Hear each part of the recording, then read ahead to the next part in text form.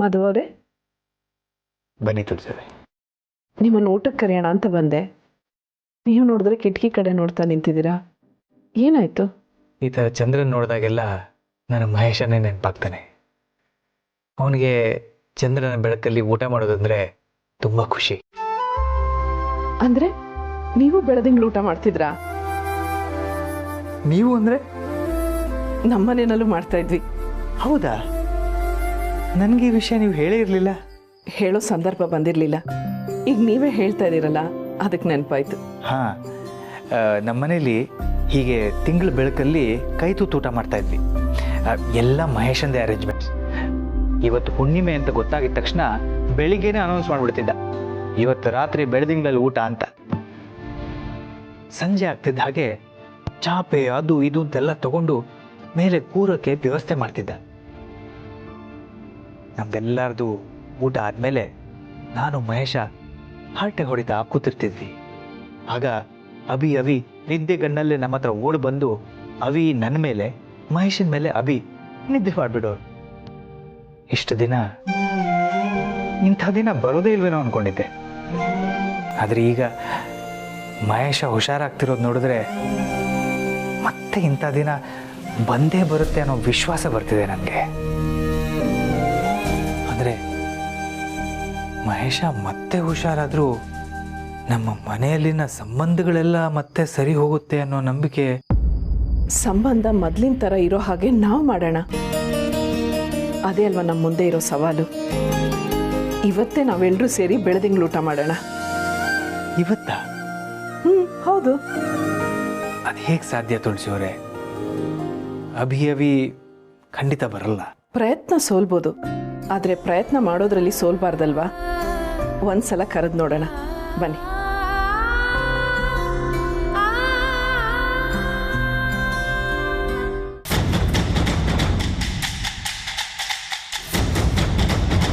ನನಗೆ ಇನ್ನೂ ಕೋಪ ಬರೋಕಿನ ಮುಂಚೆ ಆಚೆ ಬಂದ್ರೆ ಸರಿ.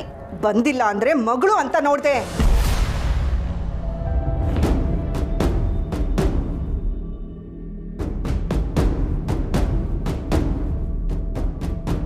I am extremely sorry ma'am.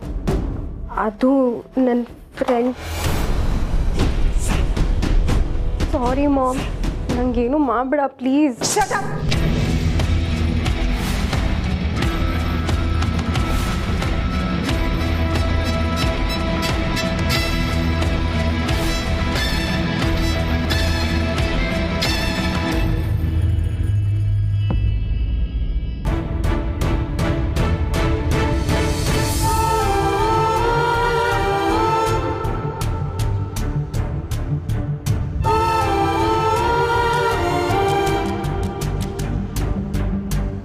Ma'am, ಏನಾಯ್ತು ಮಾಮ್? ಡ್ಯಾಡ್ಗೆ ಏನೂ ಆಗಿಲ್ಲ ಮಾಮ್. ನೀ ಹೀಗೆಲ್ಲ ಅಳ್ಬೇಡ ಪ್ಲೀಸ್.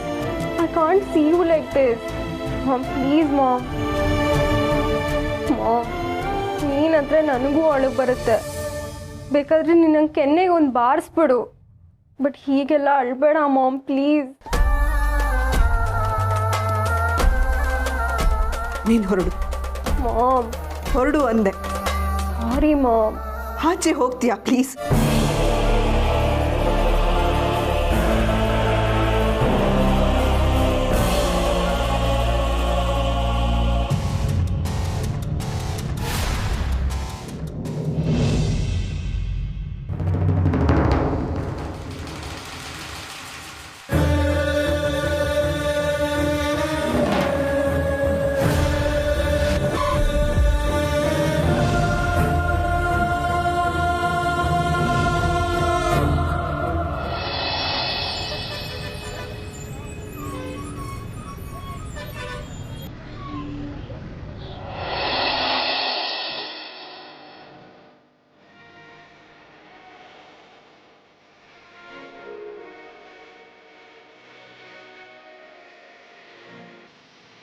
ಯಾಕೆ ಬಸ್ ಇನ್ನೂ ಬೇಜಾರಾಗಿದೆಯಾ? ನಾನು ಆಫೀಸಿಂದ ಬಂದು ಇಷ್ಟೊತ್ತಾದರೂ ನನ್ನನ್ನು ಮಾತಾಡ್ಸೇ ಇಲ್ಲ.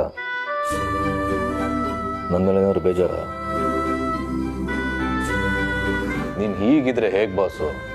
ನಿನ್ನೆ ಪೂಜೆಯಲ್ಲಿ ಏನೂ ಮಾತಾಡದೆ ಸುಮ್ಮನೆ ಇದ್ದೆ ಅಲ್ವಾ? ಆದರೂ ನನ್ನಿಂದ ಏನಾದರೂ ಬೇಜಾರಾಗಿದ್ದರೆ ಐ ಆಮ್ ರಿಯಲಿ ಸಾರಿ.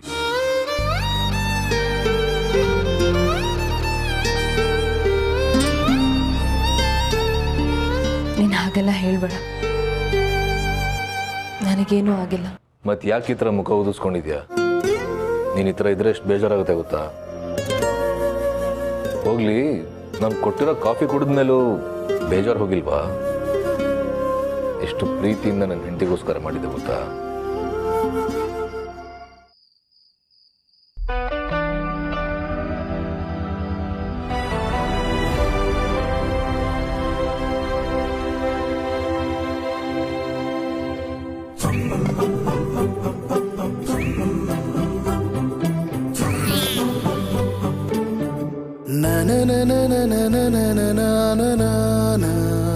ಸಿರಿ, ಅಡ್ಗೆ ರೆಡಿನಾ? ನನ್ನ ಮಗುಗೆ ತುಂಬಾ ಹಸಿವಾಗ್ತಿದೆ. ಕೂತ್ಕೋ ಸಂಧ್ಯಾ ಬಂದ.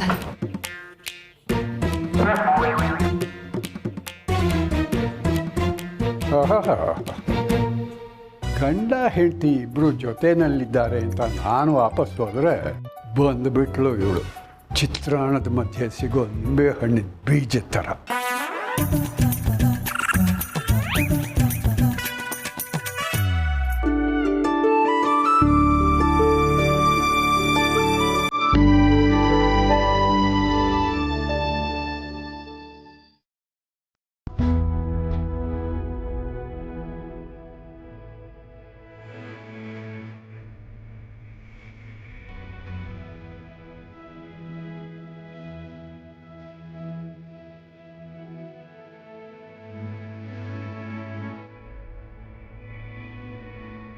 ಯಾಕೋ ಸಮರ್, ಏನಾಯ್ತು? ಚಂದ್ರ, ಯಾಕಣ್ಣ? ಚಂದ್ರ ನೋಡಿ ಅಮ್ಮ ಕೊಡ್ತಿದ್ದೆ.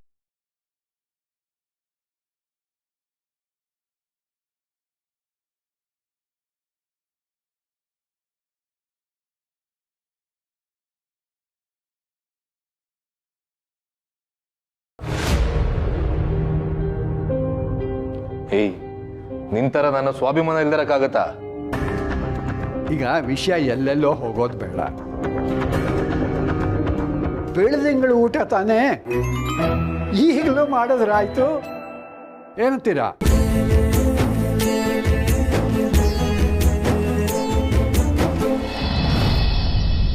ಯಾಕೆ ಹೀಗಾಗ್ತಿದೆ ರೀ? ಯಾಕೆ ಹೀಗಾಗ್ತಿದೆ? ನೀವು ಹುಷಾರಾಗಲಿ ಅಂತ ಇಷ್ಟು ದಿನ ಯಾವ್ಯಾವುದೋ ಡಾಕ್ಟರ್ ಹತ್ರ ಕನ್ಸಲ್ಟ್ ಮಾಡಿದ್ದು ನಾನು. ಈಗ ಯಾಕೆ ನೀವು ಹುಷಾರಾಗ್ತಿದ್ದೀರಾ ಅಂತ ನಾನು ಭಯ ಪಡ್ತಿದ್ದೀನಿ. ನೀವು ಮೊದಲಿನ ಥರ ಆಗಲಿ ಅಂತ ಪ್ರತಿದಿನ ದೇವ್ರ ಹತ್ರ ಬೇಡ್ಕೊಳ್ಳೋ ನಾನೇ ಈಗ ಯಾಕೆ ಡಾಕ್ಟರ್ ಮಾತು ಕೇಳಿ ಹೆದರ್ಕೊಳ್ತಾ ಇದ್ದೀನಿ. ನೀವು ಹುಷಾರಾದರೆ ನನಗೆ ಖುಷಿ ಆಗಲ್ವಾ? ನೀವು ಹುಷಾರಾಗೋದು ನನಗೂ ಖುಷಿನೇ ರೀ. ಯಾಕಂದರೆ ಇಷ್ಟು ವರ್ಷದಿಂದ ನಿಮ್ಮನ್ನು ನಾನು ಎಷ್ಟು ಮಿಸ್ ಮಾಡ್ಕೊಂಡಿದ್ದೀನಿ ಅಂತ ನನಗೆ ಗೊತ್ತು. ಎಷ್ಟೇ ಕೆಲಸ ಇದ್ರೂ ಎಲ್ಲ ಬಿಟ್ಟು ಬರ್ತಿದ್ದು ನೀವು. ಮತ್ತೆ ನನಗೆ ಮೊದಲಿನ ಥರ ಬೇಕು ರೀ. ನಿಧಿ ಭವಿಷ್ಯದ ಬಗ್ಗೆ ಎಷ್ಟೆಲ್ಲ ಕನಸು ಕಟ್ಟಿದ್ದು ನಿಮ್ಮ ಮಾತನ್ನ ನಾನು ಮತ್ತೆ ಕೇಳಬೇಕು ರೀ. ನೀವು ಹುಷಾರಾಗೋದು ನನಗೋಸ್ಕರ, ನನ್ನ ಮಗಳಿಗೋಸ್ಕರ ಮಾತ್ರ ಆಗಿರಬೇಕು. ಇಷ್ಟು ವರ್ಷದಿಂದ ಅವಳು ಕಳ್ಕೊಂಡು ತಂದೆ ಪ್ರೀತಿ ಅವಳಿಗೆ ಸಿಗಬೇಕು ರೀ. ಆದರೆ ನೀವು ಹುಷಾರಾಗೋದ್ರಿಂದ ಆ ಮಾಧವನ ಮುಖ ಅರಳೋದನ್ನ ನಾನು ನೋಡೋದಕ್ಕೆ ಇಷ್ಟಪಡಲ್ಲ ರೀ. ಅದಕ್ಕೇನೆ ಆ ಮಾಧವ ವಿಷಯದಲ್ಲಿ ನನಗಿರೋ ಸೇಡು ತೀರೋವರೆಗೂ ನೀವು ಹುಷಾರಾಗಬಾರ್ದು ರೀ. ಯಾಕಂದರೆ ನೀವು ಹುಷಾರಾದರೆ ಆ ಮಾಧವನ್ಗೆ ಎಲ್ಲ ಸತ್ಯ ಗೊತ್ತಾಗ್ಬಿಡುತ್ತೆ. ಮಾಧವನ್ ಜೀವನ ನುಚ್ಚು ನೂರು ಮಾಡಿರೋ ಆಕ್ಸಿಡೆಂಟ್ ಮಾಡಿದ್ದು ಅವನಲ್ಲ, ನಾನು ಅನ್ನೋ ಸತ್ಯ ಗೊತ್ತಾಗ್ಬಿಡುತ್ತೆ ರೀ.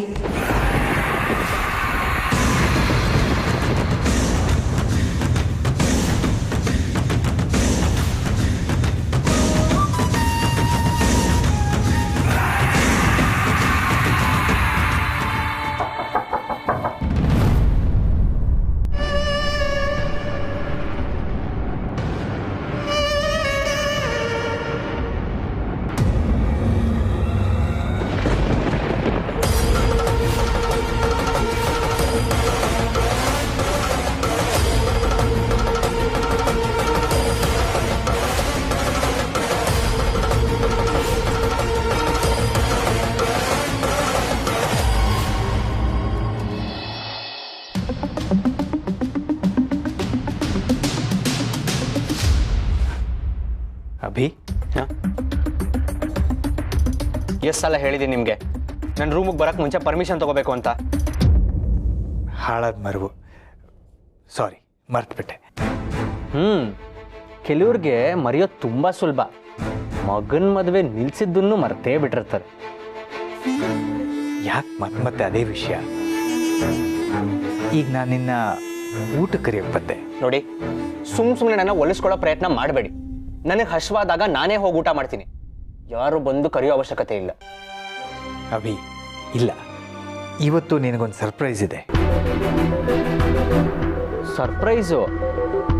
ನೀವು ಈಗ ಕೊಟ್ಟಿರೋ ಸರ್ಪ್ರೈಸ್ನೇ ನನ್ನ ಕೈಲಿ ತಡ್ಕೊಳಕ್ಕಾಗ್ತಿಲ್ಲ, ಮೇಲಿಂದ ಮತ್ತೆ ಸರ್ಪ್ರೈಸ್ ಅಂತ. ಹಾಗೆಲ್ಲ ಹೇಳಬೇಡ ಅಭಿ. ಈಗ ನಾನು ಹೇಳೋ ಸರ್ಪ್ರೈಸು ನಿಂಗೆ ನಿಜವಾಗ್ಲೂ ಖುಷಿ ಕೊಡುತ್ತೆ. ಬೇಕಾಗಿಲ್ಲ. ಅದು ಖುಷಿ ಕೊಡೋ ವಿಚಾರನೇ ಆಗಿದ್ರು ನೀವು ಹೇಳಿದ್ರಿ ಅಂತ ನನಗೆ ಖುಷಿ ಆಗಲ್ಲ. ದಯವಿಟ್ಟು ನಂಗೆ ಇರಿಟೇಟ್ ಮಾಡಿದೆ, ಹೊರಡಿ. ಅಲ್ಲ ಅಭಿ, ನೀವೇ ಹೊರಡ್ತೀರೋ ಅಥವಾ ನಾನೇ ಆಚೆ ಹೋಗ್ಲಾ?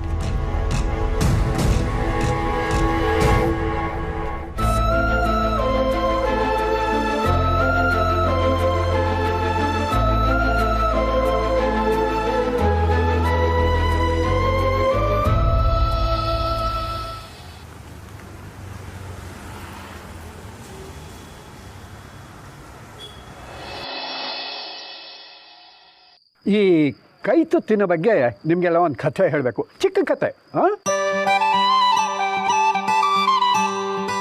ಮುಂಚಿನ ಕಾಲದಲ್ಲಿ ಕೂಡು ಕುಟುಂಬ ಅಂತ ಇರ್ತಿತ್ತು. ಅಂದರೆ ಮನೆ ತುಂಬ ಜನ. ಎಷ್ಟೋ ಸಲ ರಾತ್ರಿ ಊಟ ಎಲ್ರಿಗೂ ಸಾಕಾಗ್ತಾನೇ ಇರಲಿಲ್ಲ. ಆಗೋಗಿದೆ ಅಂತ ಹೇಳೋದಕ್ಕೂ ಮನಸ್ಸು ಬರ್ತಾ ಇರಲಿಲ್ಲ. ಅದಕ್ಕೋಸ್ಕರ ಏನು ಮಾಡ್ತಿದ್ರು, ಹೀಗೆ ಬೆಳದಿಂಗಳ ಊಟ ಅಂತ ಮಾಡ್ತಾಯಿದ್ರು.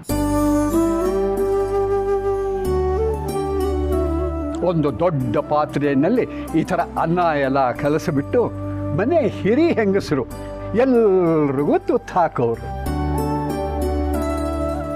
ಆಗ ಸಮಾನವಾಗಿ ಎಲ್ರಿಗೂ ಊಟ ಸಿಕ್ಕಾಗೂ ಆಗೋದು.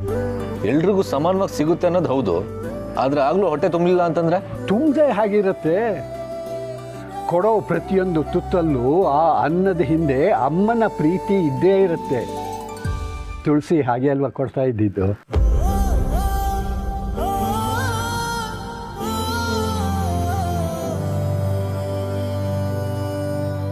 ತಾತ, ಈ ಕತೆನ ನೀನು ಎಷ್ಟನೇ ಸತಿ ಹೇಳ್ತಿರೋದು?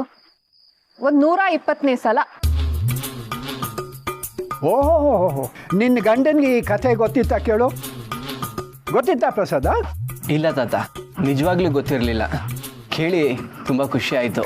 ನಮ್ಮನೇಲಿ ಈ ಥರ ಎಲ್ಲ ಊಟನೇ ಮಾಡಲ್ಲ. ಈಗ ಮಾಡಿಬಿಟ್ರೆ ತುತ್ತು ದೊಡ್ಡದಾಗ್ಬಿಡುತ್ತೆ ಅಂತ ಅಂದ್ಬಿಟ್ಟು ನಿಮ್ಮಪ್ಪ ಮಾಡ್ತಿರ್ಲಿಲ್ಲ ಅನ್ಸುತ್ತೆ.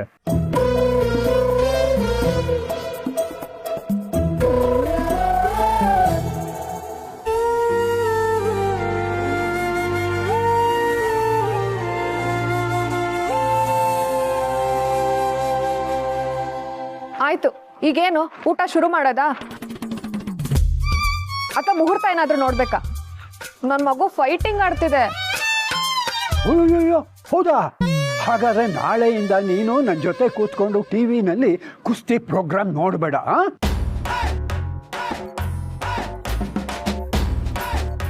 ಶುರು ಮಾಡೋಣ. ನೀರಲ್ಲಿ ಅಯ್ಯೋ ಸಾರಿ ತಾತ, ಮರ್ತೇ ಹೋಯ್ತು ತರೋದು. ಒಂದು ನಿಮಿಷ ತಂದ್ಬಿಡ್ತೀನಿ. ಸೋಗ್ಲಾಡಿ ಹಾಗೆಲ್ಲ ಏನು ಮರಿಯವಳು ಅಲ್ವಲ್ಲ. ಇವತ್ತು ಅವಳ ತಲೆಯಲ್ಲಿ ಬೇರೆ ಏನೋ ಇದೆ ಅನಿಸುತ್ತೆ.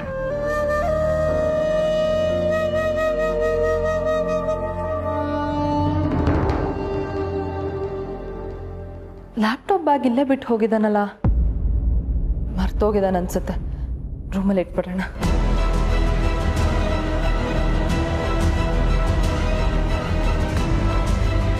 ಏನಿದು, ಪೇಟೆ ಇಲ್ವಲ್ಲ? ಲ್ಯಾಪ್ಟಾಪ್ ಇಲ್ವಾ ಒಳಗೆ?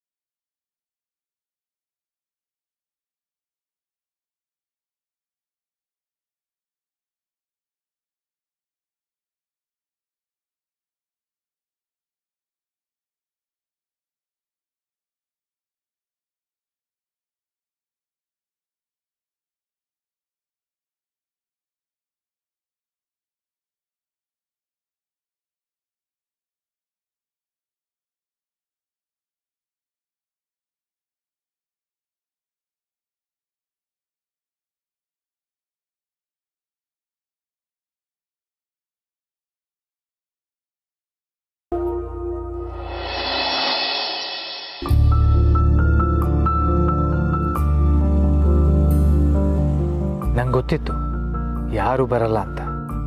ನಂಗೆ ಇಂಥ ನಿರಾಸೆ ಹೊಸದಲ್ಲ ತುಳಸಿಯವರೇ. ಆದರೆ ನಿಮಗೆ ಪಾಪ ಎಷ್ಟು ಆಸೆ ಇಟ್ಕೊಂಡಿದ್ರಿ.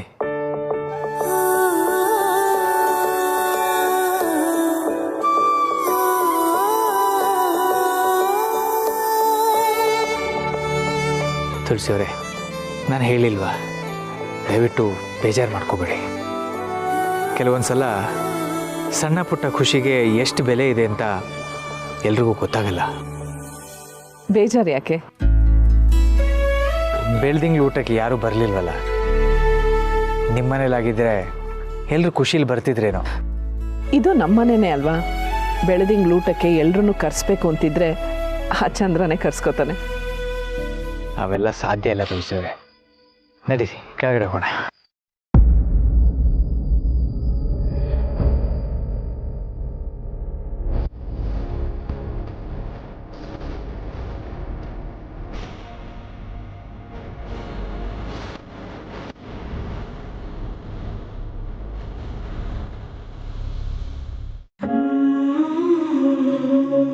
ಬಾ ಶರ್ವರಿ, ಬಾನಿದಿ. ಮಹೇಶ, ಎಷ್ಟು ದಿನ ಆಗಿತ್ತಲ್ವಾ ಇಷ್ಟೊತ್ತಲ್ಲಿ ನೀನು ಇಲ್ಲಿಗೆ ಬಂದು? ನೆನಪಿದೆಯಾ ಬೆಳ್ದಿಂಗ್ಳು ಊಟ? ನೀನು ತುಂಬ ಇಷ್ಟಪಡ್ತಿದ್ಯಲ್ಲ.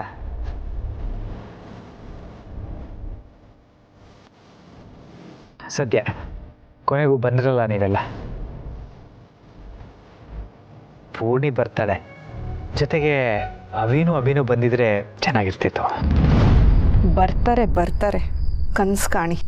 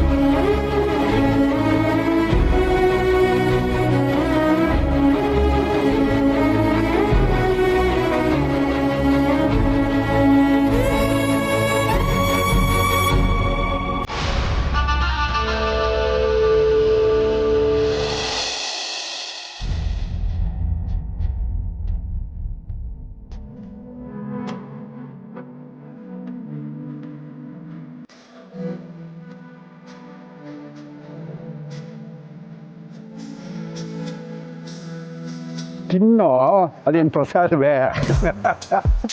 ನಿನ್ನ ಹೆಸರು ಪ್ರಸಾದ ಅಷ್ಟೇ, ಅದು ಪ್ರಸಾದ ಅಲ್ಲ.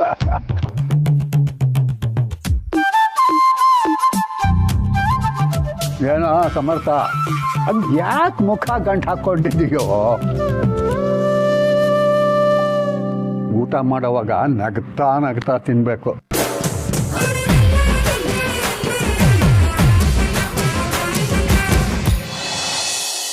ಚಂದ ಮಾಮ ಎಷ್ಟು ಚಂದ ನಿನ್ನ ಬೆಳಕು ನನ್ನ ಬದುಕಲಿ.